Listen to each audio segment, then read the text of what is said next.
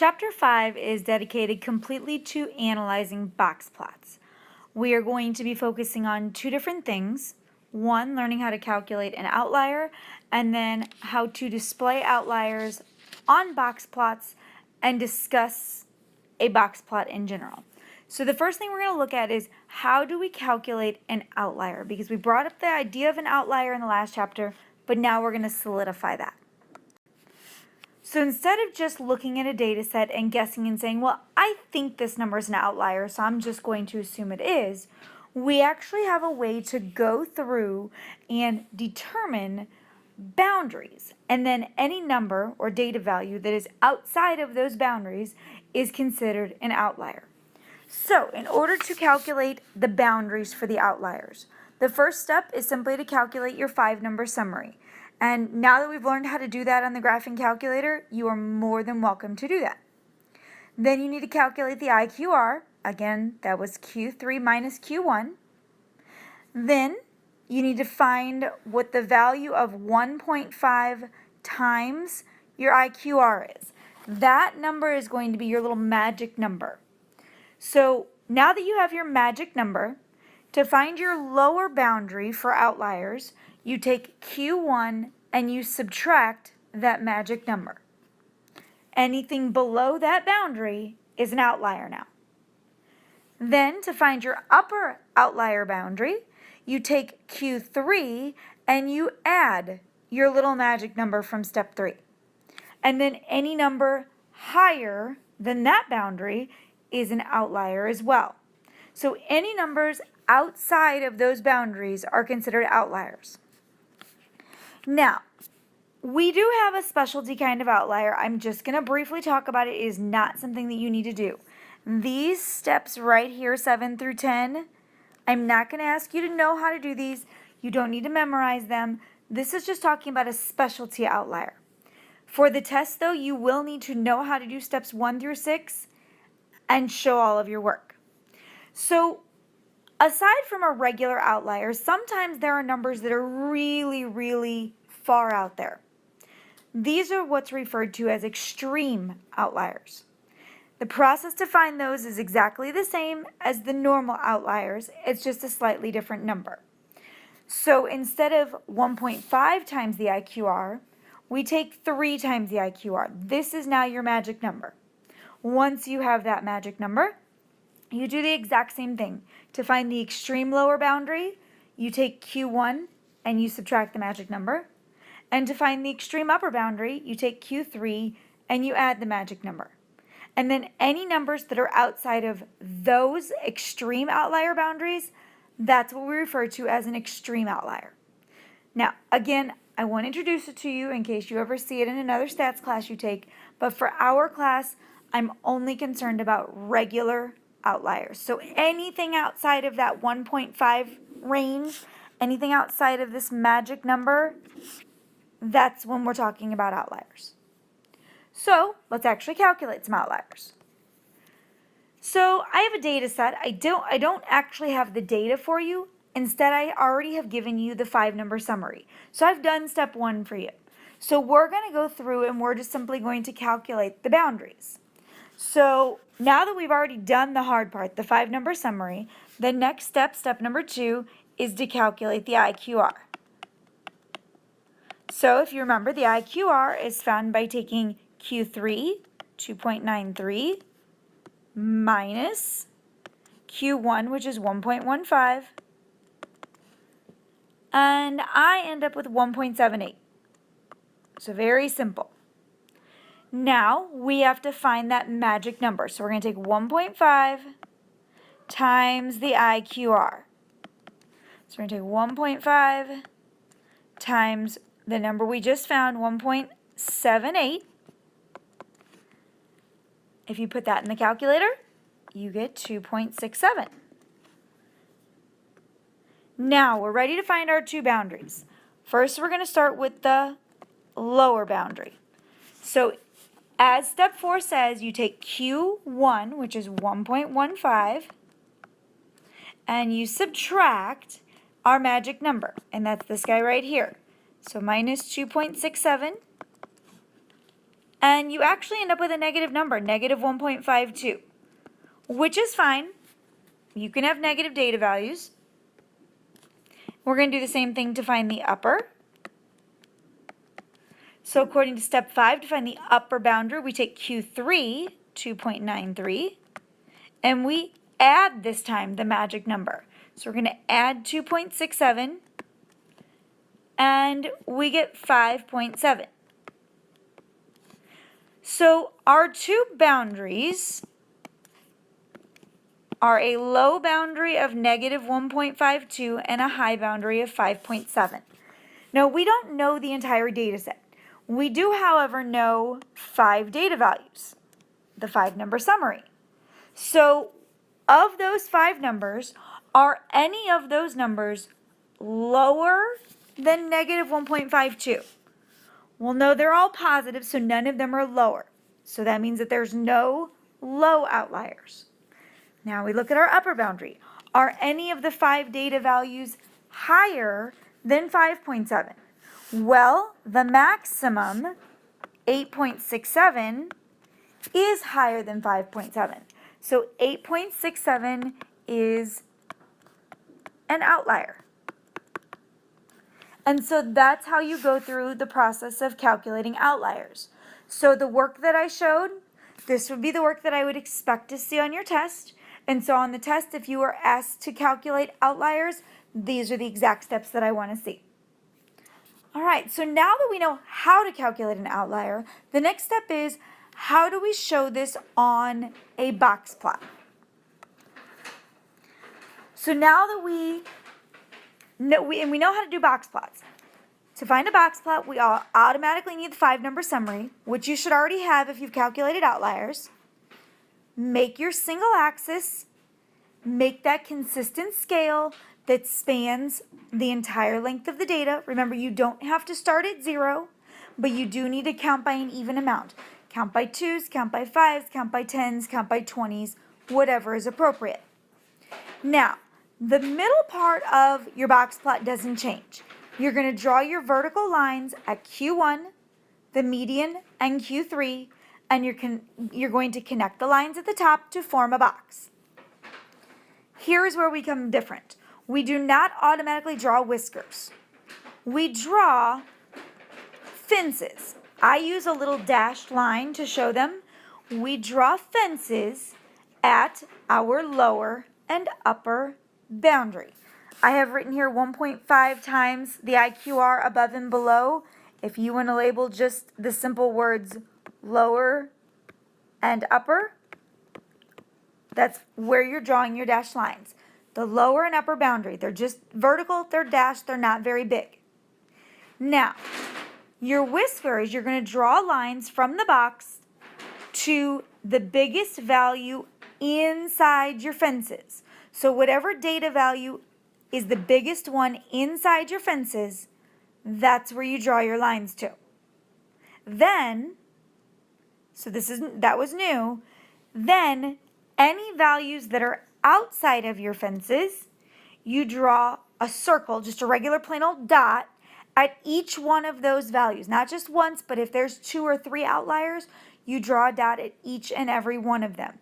And we draw asterisks at the extreme outliers, which again, I told you, this right here is not something that I'm requiring for our class, just regular outliers. So what we're going to do is we're going to take the data we were just using, that we just calculated and found the outliers for, and we're going to make a box plot. Okay, so we already have step 1 done. Step 1 was calculate your 5-number summary.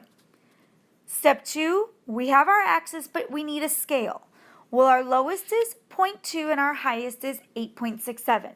So I'm thinking probably be best just to count by ones. We need to start obviously at 0, and I'm just going to count up to 10. Or no, I guess 9 is how far I need to go.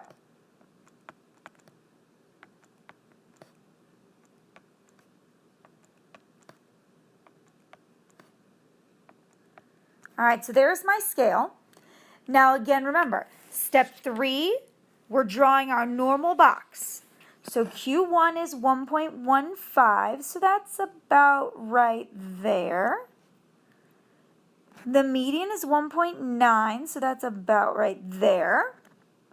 And Q3 is 2.93, so that's about right there. That's my normal part, never anything different. Now, step 4, draw our fences. So if we go back and look at our notes, our lower boundary was negative 1.52. Well, that's somewhere over here. Remember I said draw a dashed line? It's somewhere over there in the negatives. Your high boundary was 5.7, so right around there is your high boundary. So, now that we have our fences, we're going to draw in our whiskers. Well, let's do our low whisker. The lowest value was 0.2. That's inside of our fence, so at 0.2, which is about right there, we're going to draw our whisker. Now, our max was 8.67. That's outside of our fence. Because this is a data set that we don't know all of the data, you simply draw your whisker all the way to the fence. If you actually knew data values, we would stop at our biggest data value. But since we don't, we just stop at the fence. Then we go to 8.67 because it's step 6, draw a circle at any values outside of the fences. Well, 8.67 was outside of the fence. So at 8.67, I'm going to draw a dot. And that's how you show an outlier on a graph. The fences tell you where to stop your whiskers. Anything outside of the fences, you draw dots. So now that we know how to make a box plot that displays outliers, now we're going to talk about some basics of what do they look like, how to describe box plots, just some general basic box plot knowledge. Let's talk about what a box plot shows us in general. So we know the box is that middle 50% of the data. So the box is your middle half of your data. The length of your box from one edge of the box to the other edge of the box is your IQR. So if you're asked about the IQR, you're talking about the entire size of the box.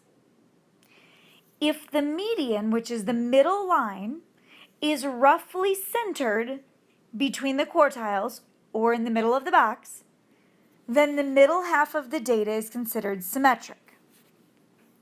The whiskers, if the whiskers are the same length, it's symmetric. But if the whiskers are not the same length, it shows skewedness. And the skewedness for these whiskers works exactly like other graphs. The longer whisker is the side that it's skewed towards. And then, of course, outliers, those new dots that we talked about, these are your interesting cases. Maybe they are a mistake. You were collecting data and you misread something. So they can also represent mistakes. They're not necessarily a bad piece of data. They're actually a mistake in how you calculated it. So this is just some general information about box plots. So I have two data displays here. The first one is a histogram. By the way, these are both graphs showing the data that we had the 5-number summary for. This data right here, that was the 5-number summary that we've been working with. So this data was actually talking about the average wind speed in miles per hour and the number of days that had that wind speed. So we have a histogram that you can obviously see that it's a skewed histogram because it goes up, but then it's got this much longer tail over here. And we got this little lonely bar. That was considered your outlier. And then we also have the exact same graph shown in terms of a box plot. Right below it, they share the same scale. One's just above and one's below. And if you notice, the box plot shows some of the same stuff we were talking about. This whisker is longer, so it shows skewedness. These, we didn't know all of the data. These are actually additional outliers that we were we didn't know about because we didn't have all of the data. And this guy right here, that's where we had put that original dot that at that 8.67. Notice it's an asterisk. That's actually considered an extreme outlier. But again, I'm not asking you to tell me the difference. So each graph has its pros and cons. So how does each display represent the distribution? Well, the box, your box on your box plot, contains each day whose average wind speed was between 1.15 and 2.93. That was your middle half of your data. The longer right whisker shows that the distribution is skewed to the right, which is what we said from both the histogram and the box plot. And we see a few very windy days. Box plots are much better at pointing out your outliers that don't fit. When we looked at the histogram, the only outlier that we really thought with the histogram was this one, was this one right here at the end. But there ended up being a couple of extras. So box plots are much better at showing all of those outliers that can affect your graph and your data. So all important stuff, make sure you get all of that written down. Now the next thing we're going to look at is comparing box plots, because it's very, very common to plot multiple box plots at the same time. So when you're comparing box plots, they offer an ideal balance of information and simplicity. It hides all of the individual data values, but it displays your overall summary information. And when you're comparing data sets, that's really the most important thing, is just knowing the overall summary information. We often plot box plots side by side for groups or categories we want to compare. You will either see them going side by side in a vertical direction, or you'll see them stacked on top of each other where the box plots go side to side.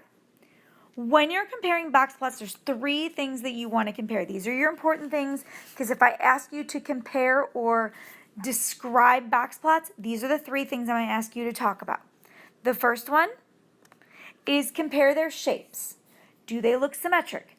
Do they look skewed? Is there any differences that you see between the different groups? Then compare the medians. Which group has a higher median? Is there any patterns to the medians? Do they all look to be the same? Do they look to have patterns? So look for those. And then finally, the third thing I want you to do is compare the IQRs. Remember, that's how wide the box is. So which group of data is more spread out? Which one has a bigger box? Which one's much more clustered tightly? That's a little skinny box. Is there any patterns to how the IQRs change? And so when I ask you again to describe, those are the three things I want you to talk about: the shape, the median, and the IQRs. And remember, using the IQRs as a background measure of variation, do the medians seem to be different, or do they just vary as much as you'd expect overall? Sometimes those variations, you expect them, which we're going to look at a graph that is very easy to describe with that. So these are box plots that are vertical. These box plots talk about each month of the year and the average wind speed. Things that are definitely something that are easy to compare. So if you notice, we have some varying differences, because we have talked about three things: the shapes, the medians, and the IQRs. The shapes, if you notice, it seems like there's kind of a longer tail here. That one's slightly longer, that one's longer. Notice these top tails are, except for July looks pretty balanced. Except for July, those top tails all seem to be bigger than the bottom tails. And remember, that's the high end, because if you look at your scale, 2 is at the bottom, 8's at the top. So it seems like most of them are skewed to the right. July is kind of that oddball, wouldn't you think? So that's talking about the shapes. So for the most part, they all seem to be skewed. We have, how many? 1, 2, 3, 4, 5 of them that have some outliers. So those are kind of shape descriptions. The medians. So the medians are the middle line in each box. So it looks like you're looking at your winter months like January, February. March, like at the beginning, they're kind of pretty level. Then the medians dip, like the summer months, that middle line is way low in the summer months. And then once we get into fall and back towards winter, they go back up. So we talked about describing patterns. That would be a pattern that you would describe. July is definitely your lowest median. That's easy to see from the graph. Does it look like there's a highest median? That one, not as easy to quickly point out. And then, of course, the IQRs. That's how spread out the box is. Well, which box is the biggest? I would have to say, in terms of boxes, February looks to be the biggest. July obviously looks like your smallest. You got a lot of months where they're very similar. I mean, the rest of them, January and March look very similar. April, May, and June look very similar. You can throw September in that group. So I would say February is definitely your biggest IQR, and July is definitely your smallest. So those are all things that I have jotted down.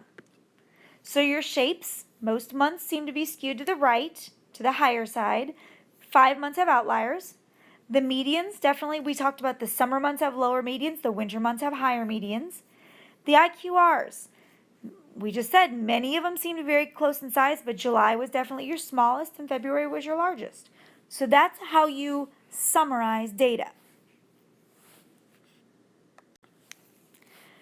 Now, this graph, this is a very strange graph. This is annual compensation for CEOs of Fortune 500 companies.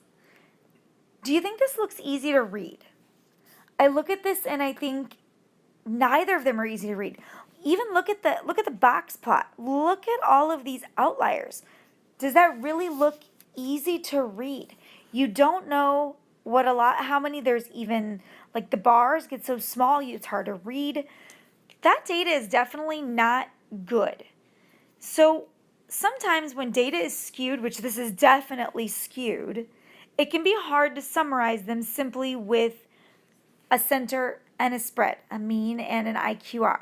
And it's hard to decide whether the most extreme values are outliers or just part of a stretched out tail. It's hard to read.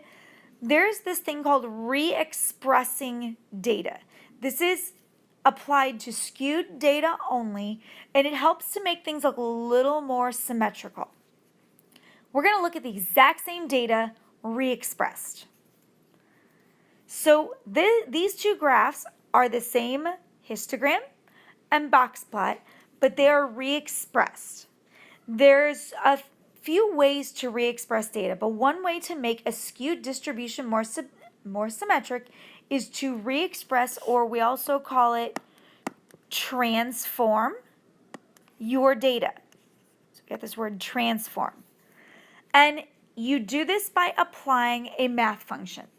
Now, on your calculators, and you've probably used these buttons before if you took Algebra 2, the log button, I know I taught this in Algebra 2, it's on the left side of a graphing calculator, or the square root button, I know you've used that one before in many math classes.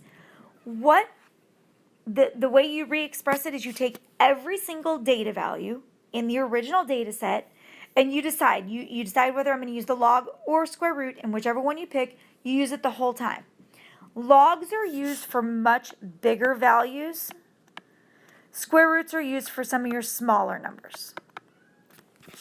So because this data set was annual compensations and we're talking about millions, I used the log button. So I literally took every single data value and I pressed log, and that data value changed to the new answer. Notice it says log right here in front of the annual compensation. That's how we say this is re-expressed. We took the log of every single annual compensation.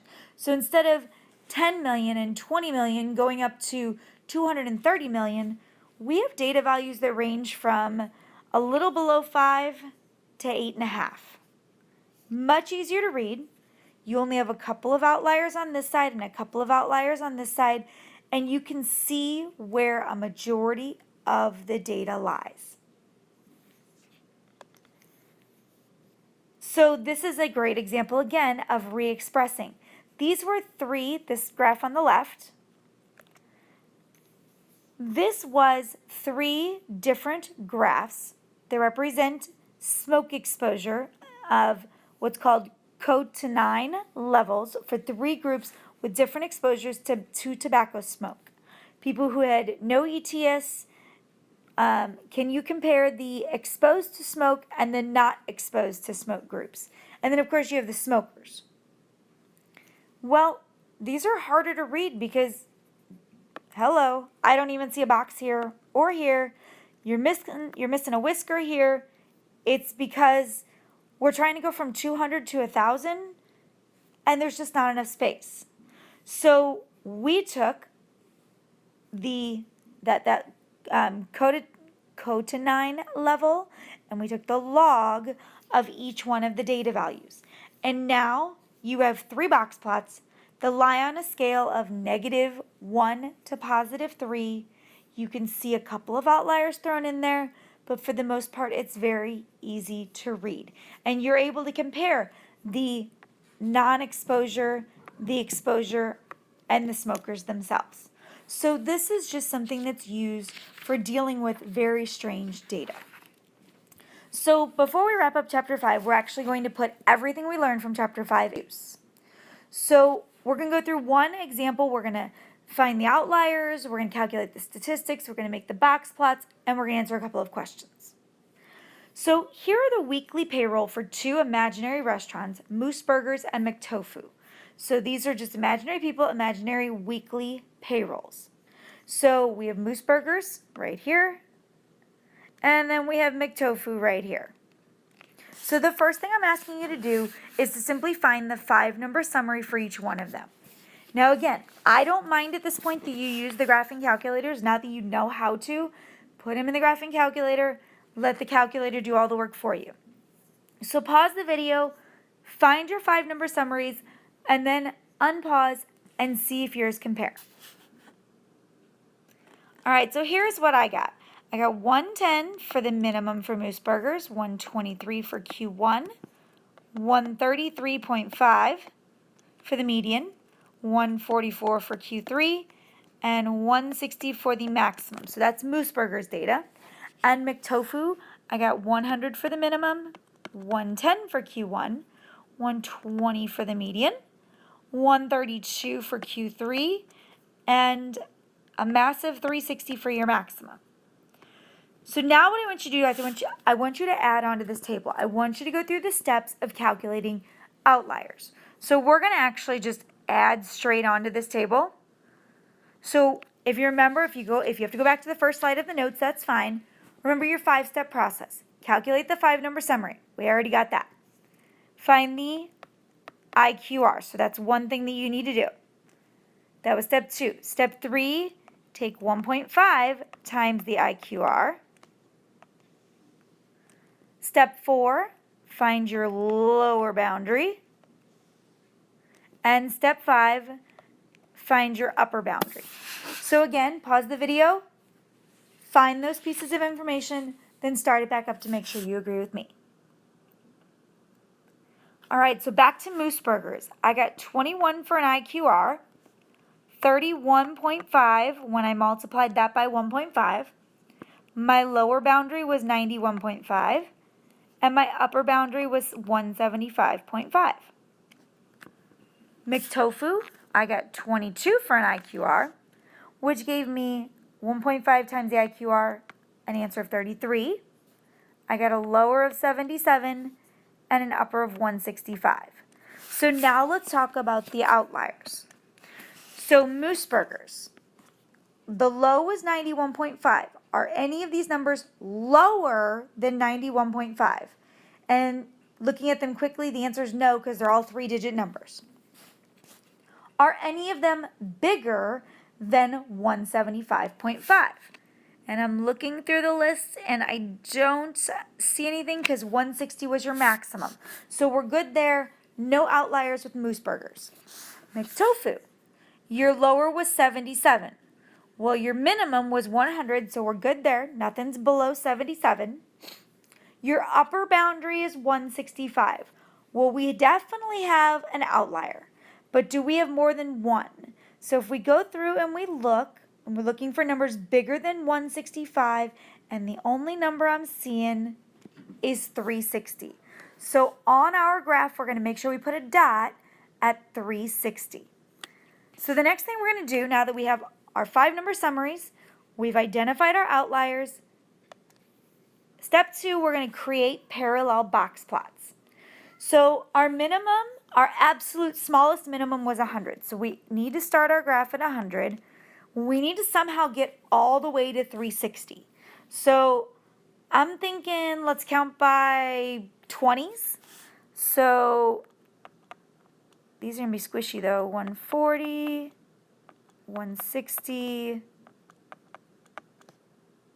Hopefully you can read my little pen marks because it's hard to write on this.